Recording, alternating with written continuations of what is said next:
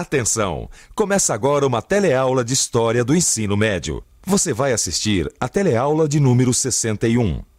Bons estudos!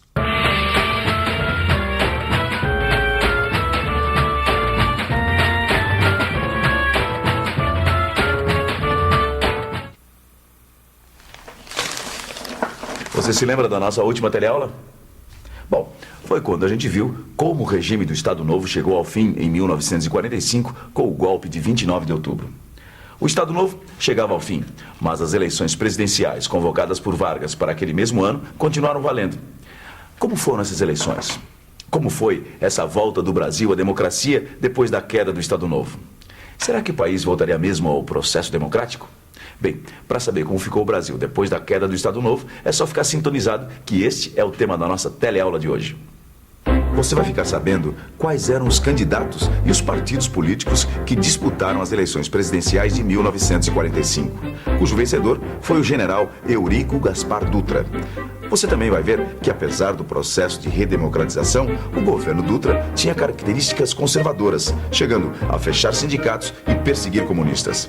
Na política externa, Dutra manteve o Brasil aliado aos Estados Unidos. E ainda vai ver os rumos que o governo Dutra deu para a economia brasileira durante esse período.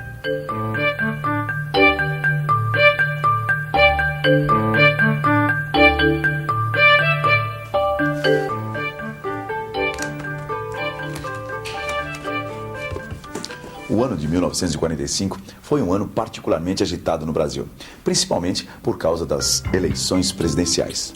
Bom, não era para menos. Depois de um longo tempo sem ir às urnas, o Brasil finalmente reencontrava o caminho do voto. A expectativa era muito grande. Um golpe puseram um ponto final no Estado Novo e o Brasil realmente parecia estar se reencontrando com a democracia. São 4 os principais partidos políticos que disputam a presidência. A UDN, a União Democrática Nacional, um partido que nascera como oposição ao Estado Novo e que tinha como candidato o brigadeiro Eduardo Gomes, antigo líder das revoltas tenentistas. Depois, o Partido Social Democrático, o PSD, ligado ao antigo regime e que tinha como candidato o general Eurico Gaspar Dutra, ex-colaborador de Vargas durante o Estado Novo. O PTB, Partido Trabalhista Brasileiro, que também apoiava o general Dutra. E, finalmente, o quarto, o PCB, o Partido Comunista Brasileiro, que tinha como candidato Iedo Fiuza. Bem, as eleições presidenciais de 45 aconteceram sem problemas. As urnas foram abertas e com cerca de 55% dos votos foi eleito o presidente do Brasil, general Eurico Gaspar Dutra. Dutra foi eleito prometendo redemocratizar o país. Mas o que se viu depois da sua posse foi uma administração elitista e conservadora. 2 de fevereiro de 1946. Tem início os trabalhos da Assembleia Nacional Constituinte. Espera-se que a nova Constituição coloque o país novamente no caminho da democracia. Há, de fato, alguns avanços, como o restabelecimento de eleições diretas para o Executivo e Legislativo. Mas a maioria conservadora que estava elaborando a nova Carta acabou mantendo intactos os principais aspectos da Constituição que vigorou durante o Estado Novo. Esta continuidade, por assim dizer, das regras que já estavam determinando o jogo do poder, até que é fácil de entender. É que apesar de Getúlio Vargas ter sido deposto, os políticos que agora estavam no poder representavam mais ou menos as mesmas forças que já estavam antes. É o caso do próprio presidente Dutra, um antigo colaborador de Vargas e um dos articuladores de sua queda. Além disso, a composição da Assembleia Constituinte de 46 estava longe de ser pluralista, de representar os interesses de vários setores da sociedade. Veja o que disse Aliomar Balieiro, um representante da oligarquia baiana. Diz Balieiro: se se fizer um inquérito da composição social e profissional desta Assembleia, verificaremos que todos nós, ou pelo menos nossos parentes, saímos das classes agrárias, que se têm libertado sempre do pagamento de impostos, que então passam a recair sempre diretamente sobre o proletariado. O que esses operários estão fazendo é uma encenação, mas essa cena poderia perfeitamente ser verdade. Quer ver? Senhora, a senhora já participou de alguma greve? Já. O que a senhora reivindicava na greve? Participação e resultados. Problema de atraso de salário. Você já participou de alguma greve? Já. Por que você fez greve? A empresa não fornecia ferramenta e a gente queria melhor condição de trabalho. Fizemos pela demissão em massa. 247 funcionários foram mandados embora e nós paramos a empresa para que não houvesse mais demissão. Você já fez greve? Já. Por que você fez greve? Reivindicando comissão de fábrica, cesta básica e condições de trabalho melhor para todos. Pela melhor condições de trabalho e pelo salário. É isso aí. Assim como esses trabalhadores do nosso tempo, os operários da época do presidente Dutra também reivindicaram melhores salários. A diferença é que se hoje esse tipo de manifestação nos parece normal, naquela época não era bem assim. Conservador, o presidente Dutra não via com bons olhos aquelas mobilizações. Mesmo assim, o movimento trabalhista ia crescendo e lutando por melhores salários. Começaram as greves. O governo Dutra não estava gostando nada daquelas greves. Ele não conseguia ver aquilo como uma simples reivindicação salarial.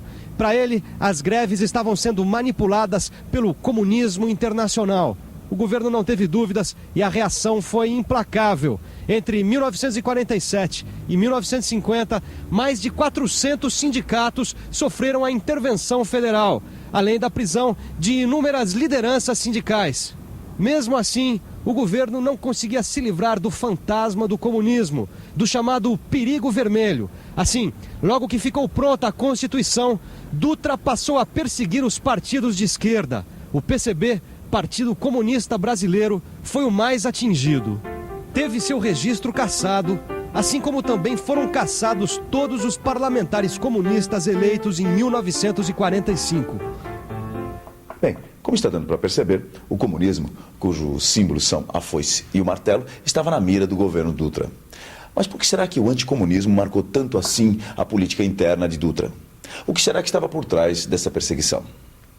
Bem, essa história que a gente está contando, a história do governo Dutra, aconteceu na segunda metade dos anos 40.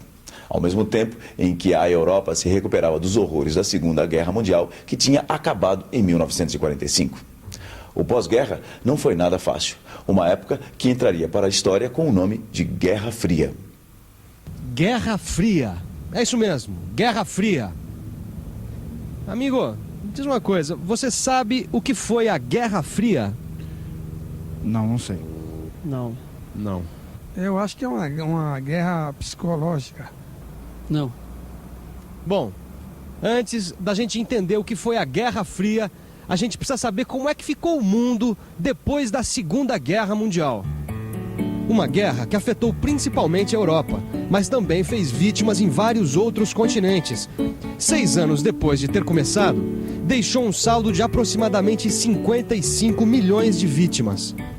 Com o fim da Segunda Guerra, surgem no cenário internacional duas grandes potências, os Estados Unidos e a ex-União Soviética. Só que os Estados Unidos eram, e são até hoje, capitalistas. E a ex-União Soviética era, e já não é mais, comunista. Tinham, portanto, esses dois países regimes políticos diferentes.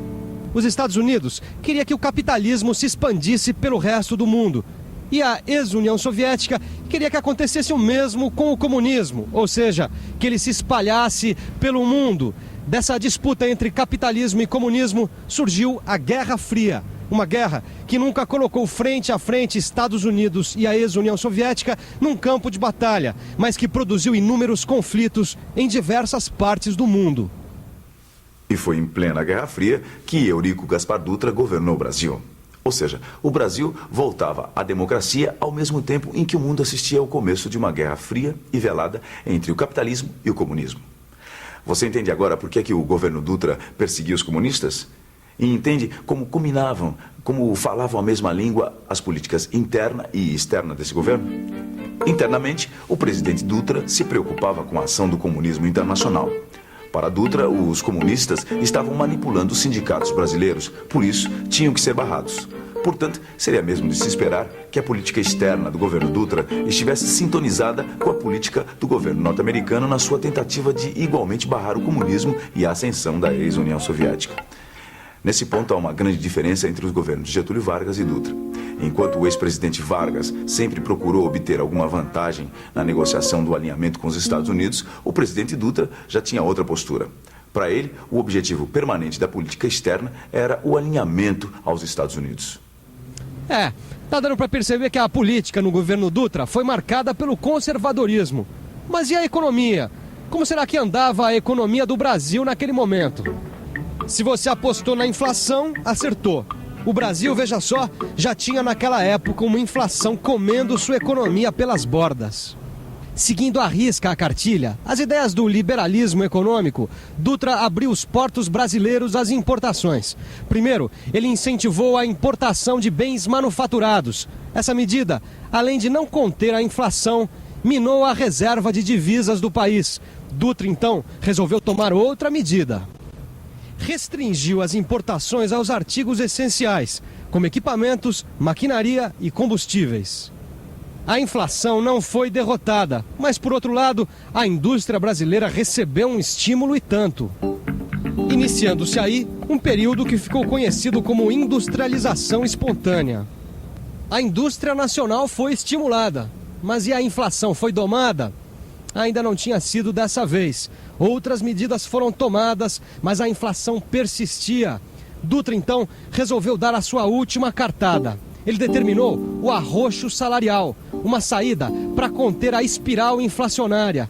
Uma medida que, mais uma vez, viria a demonstrar a fidelidade do presidente Dutra às ideias, aos postulados do liberalismo econômico.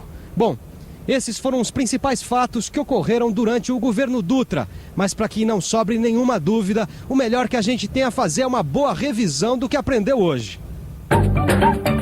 E atenção, se liga aí que é hora da revisão.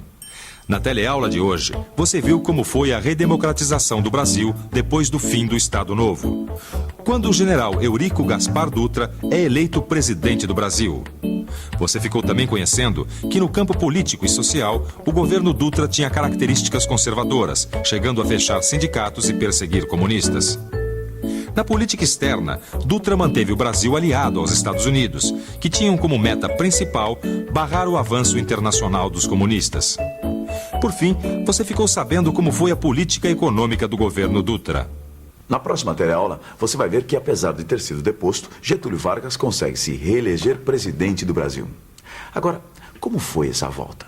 O que aconteceu? E por que Getúlio Vargas acabou se suicidando? Você está vendo que não dá para perder a nossa próxima teleaula. Então, até lá.